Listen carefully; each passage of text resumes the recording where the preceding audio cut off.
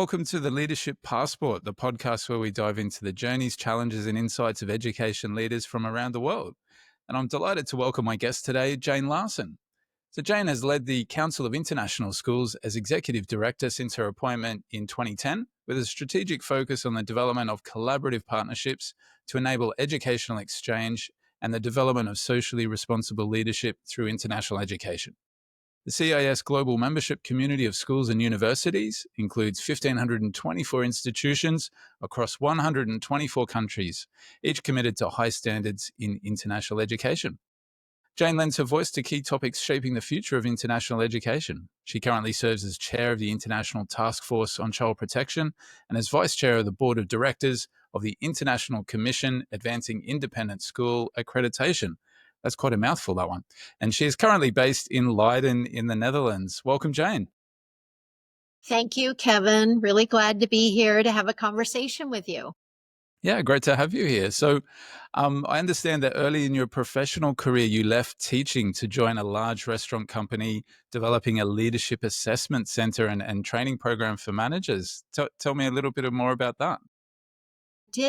Well, I grew up in a family of educators. My mom was a music teacher. My father was a math professor and a community college president. And so I guess I always wanted to be a teacher too. And I majored in French education. But as many of us do, I worked a lot during high school and college to earn my way through college. And I worked for 8 years at the same restaurant. And what happened is in a lot of restaurants, as you know, people work long hours. And especially because a lot of the roles are have certain skills that are required and a very specific set of skills. A lot of people opt for the restaurant industry to pursue their careers there. And so what happens is after you start working, and I myself, by the way, probably did every single job there is to do in a restaurant during those 8 years. But what I really loved was the people part of it, because you never knew who was going to walk in any day. And the other thing I realized is when you went into management at a restaurant, your hours only increased and your responsibilities. But then not everybody who does day-to-day jobs in a restaurant has the skills to actually also lead all of the staff that you might employ and be prepared to take on those responsibilities. So because I had an education degree, I was really lucky. It was a large U.S. corporation with over 500 restaurants. And what they decided was that they had a big management turnover problem. Sound familiar? And so what happens then is, why were these managers turning over? And what they realized is they were taking really good staff and turning them into managers, but not realizing not everybody had the right skill set to be a manager or a leader. So they were developing an assessment center, and because I knew everything there was to know about the restaurant, but also had an education degree and a teaching background, I ended up helping to develop the set of skills for the assessment framework and leading regional training sessions for new restaurant managers. And it was great. I loved it.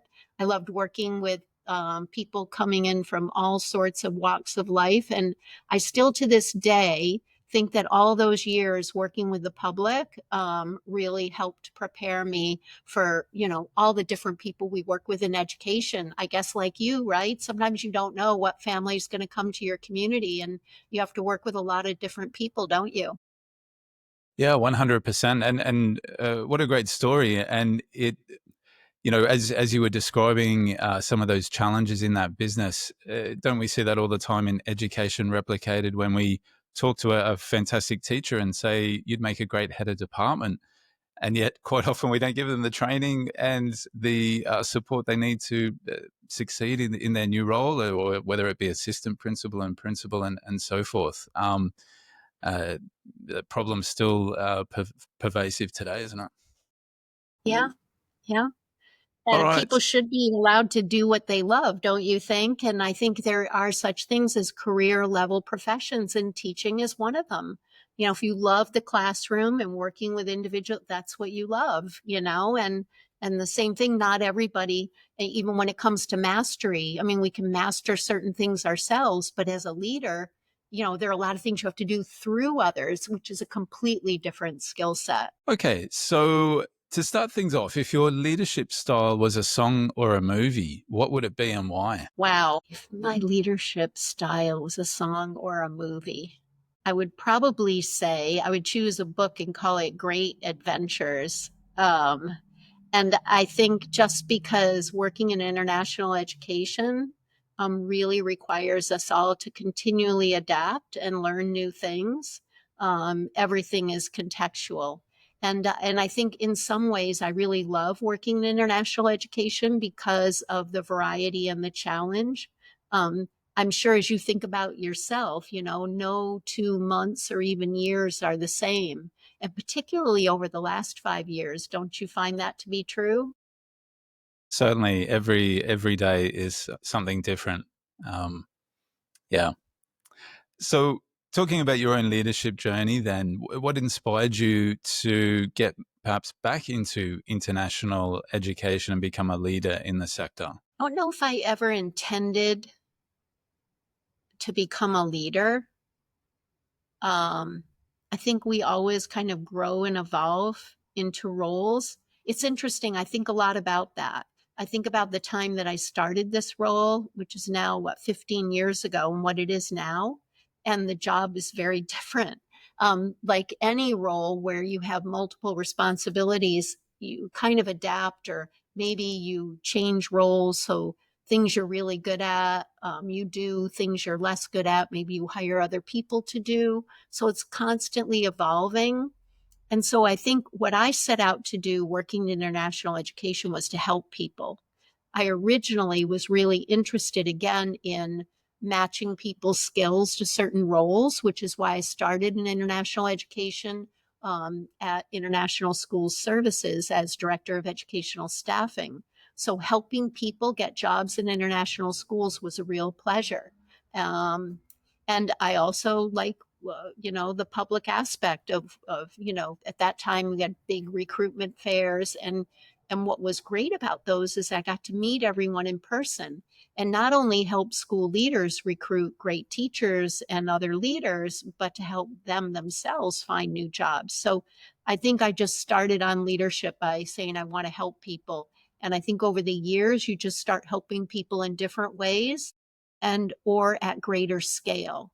And that's when I think it's definitely have to start drawing on different skills to again start to rely more on systems and structures and less on individual effort and willpower, although all are important. I'm wondering, can you identify a defining moment in your leadership journey over the years? Yeah, I can think of when I failed people actually.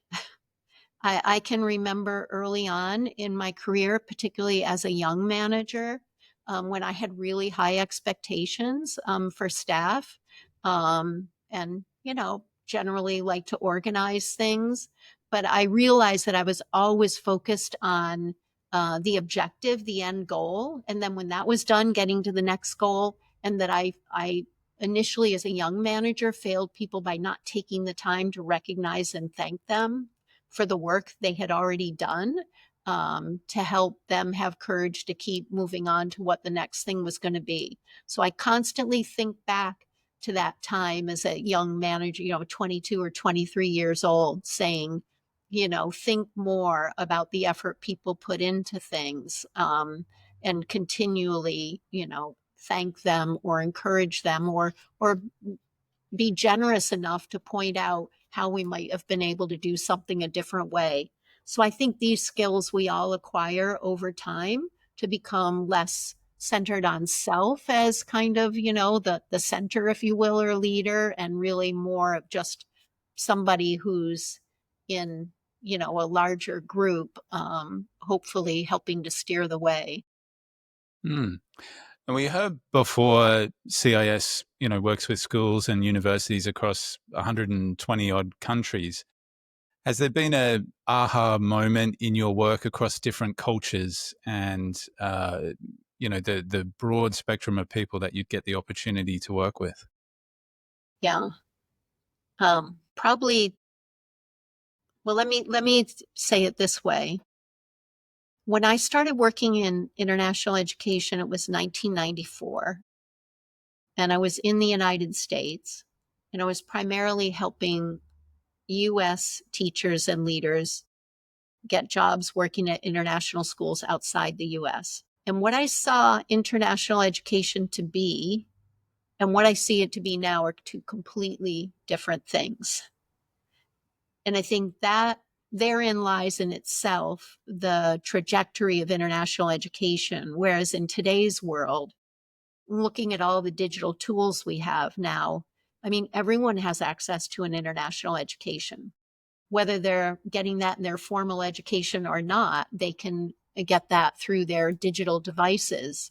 And so I think we have a fundamental responsibility to help every young person make sense of the world because they can see it, even if they don't leave their own backyards. And so I think that's the biggest realization and change I've had slowly over time, but now really in sharp focus about the fact that now all the growth are local schools that are offering and internationalizing education versus back then.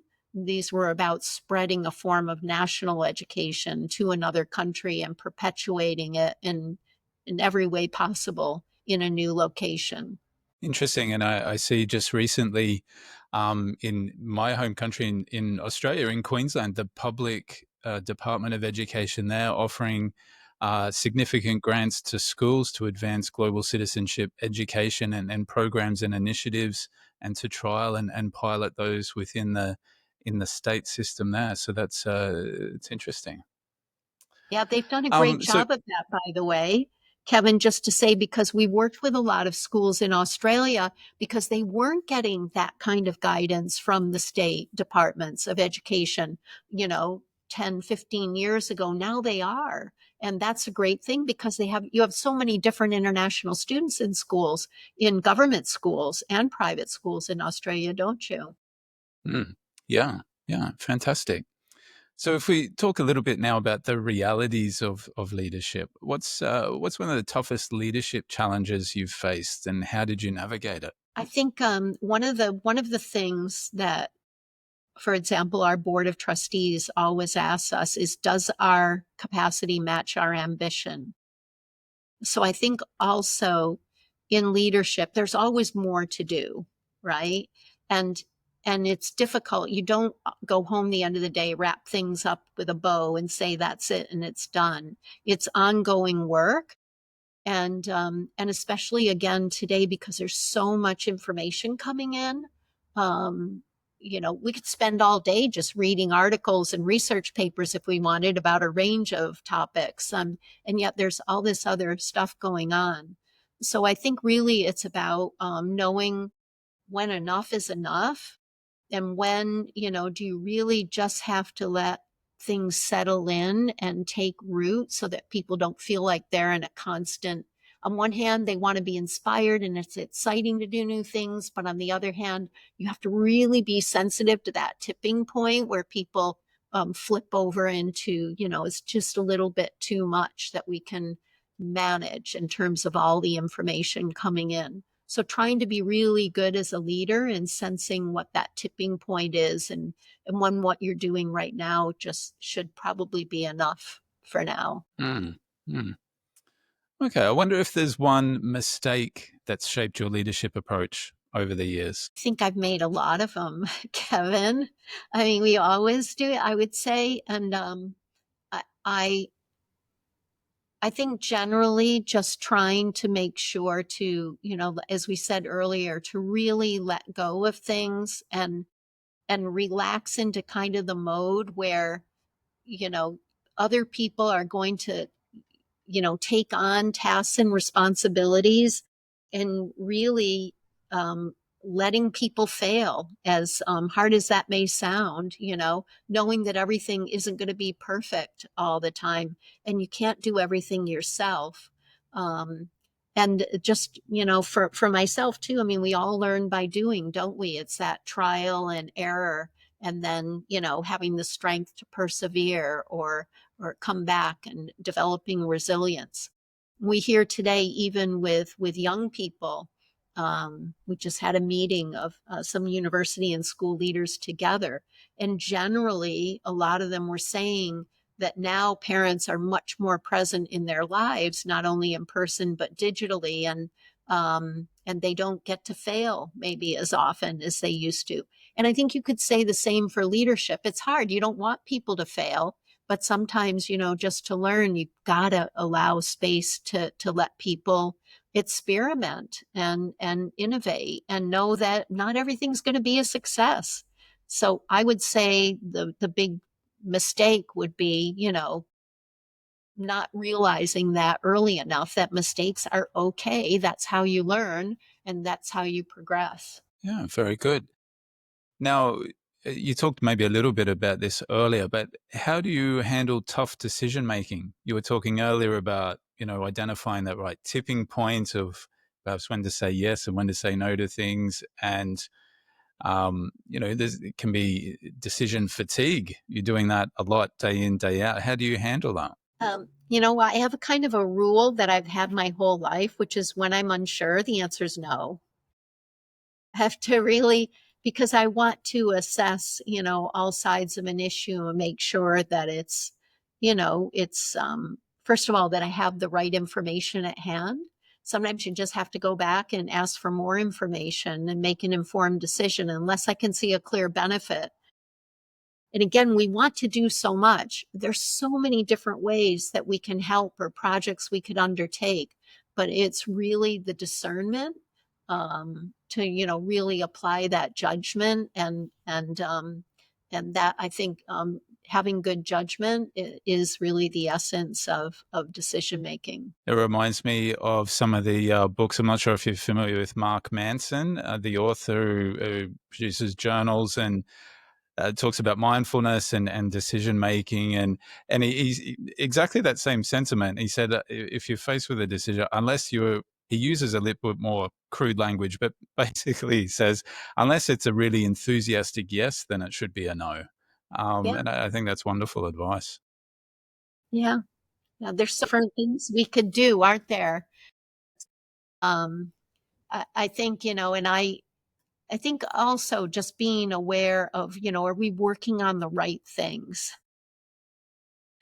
I always think about the fact, if the challenges are always emerging and changing, you can shift, but knowing when to shift and realizing that needs have changed is also, I think, something that as leaders we have to pay attention to. Um, and that's only natural. I think at this point we can accept change as a fact of life, can't we? So I think about that a lot too. Is there a leadership practice or habit that has changed the game for you? I'm a pretty structured person, and I also lead a pretty simple life. Having said that, I'm really fortunate that I do in my role get to meet a lot of different people in different places, but I'm pretty organized about how I go about that, probably to my own detriment at times. But I do realize that the busier you get, that you do have to put some limitations. So, for example, this may sound silly, but I've actually limited the number of different outfits I have to consider to wear, or, like food that you might eat for, because just even taking time to make those choices. So I try to be more efficient about it. So it may sound a little basic, but I think those little simple things can be really useful. Amazing. So now if we maybe cast our minds to the future of education and school leadership, how do you see international education evolving over the next decade? I would say that our social challenges are immense, especially right now in April of 2025, when a lot of things that we thought were true about how countries work together, are changing. And we don't know where it's all going to end up. And I think looking ahead, I think it'll be really important for us to communicate together even more, because there's so much information coming in, and a lot of it is from people who think either one side of an issue or the other side. And if we're ever going to come together in the middle, to maintain our dialogue, we're going to have to pay a lot of attention to that. So I think it's going to become trickier for international schools to predict, for example, enrollment and finances, because things like trade relationships, even immigration policies, travel policies are changing, which in themselves are going to limit the number of options that international educators and international students will have. Already, we see it impacting choices that people thought were sure that no longer may be sure, because nobody wants to go somewhere where they don't think they'll be wanted. So this in itself is going to cause all of us, we're going to have to pay a lot of attention to, I think, demographics, immigration, and their impact on education. And we already see, for example, here in Europe, particularly in Western Europe, declines in early school enrollment. And that's in national schools and international schools. And you've probably read the report that in many countries around the world, there will never be more children entering education age 5 than there were last year in certain countries. So who will we be educating in the future? So this is a big question, not just for international education, but for all education. But international education, even more complex because of the mobility, immigration issues. So, what's one piece of advice you would give to an aspiring school or education leader who's thinking about moving into that space in the coming years? I feel very strongly, Kevin, that international schools, when they're hiring new leaders, talk a lot about the community inside the school and not enough about the community outside the school. And I mean where it's based. And that context is really important. And, more and more, we see, especially the students don't want to live in a bubble existence, anywhere in the world. They want to go out and experience the local community. But frequently, the amount of time during the interview and selection process that's spent, it's all about what happens inside the school. So those relationships and that trust that has to be built with local officials, figuring out who is the head of all regulatory agencies in that country. Too often, we see leaders thinking that maybe they just want to maintain relationships with the country they came from or the type of education they offer. But we neglect at our peril those local relationships. So I think that's something that we're going to have to spend a lot more attention to, and particularly as policies and relationships change, that may also shift the matter of support and who's providing it to you as an educational leader, wherever you're based. Particularly in light of what you were describing before about the uncertainty and as it related to enrollments or immigration, those types of things, that connection to the local community becomes so much more important. Yeah. So, a couple of quick questions to finish up now. Your favorite book on leadership? I still look a lot at the one by Alan Walker and Clive Dimmick called Educational Leadership, Culture, and Diversity. And I think it's an essential read for anyone who wants to be an international school leader. Fantastic. Is there one thing you do daily that helps you to lead better? Get sleep. Get enough sleep. I'm proud to say that I've increased the amount of sleep I get at night by an hour each night over the last 2 years. Amazing. Very good. Leader, past or present, you admire? In international education or in general? Or just it's in general. It's up to you. Barack Obama. And finally, best advice you've ever received? To be kind. My parents taught me that. They were great role models that way. And hopefully I've been doing them justice. Well, that sounds like a wonderful place to leave it. So thank you so much for joining me today, Jane. I really appreciate it. It's been lovely to chat with you. It's been great to talk with you, Kevin. Thanks for inviting me. Thanks so much for listening to the episode. If you enjoyed this conversation, don't forget to subscribe, like, follow, etc. Drop a comment below to let me know anything you'd like covered in upcoming episodes or suggestions for future guests. You can also connect with me on Instagram and LinkedIn.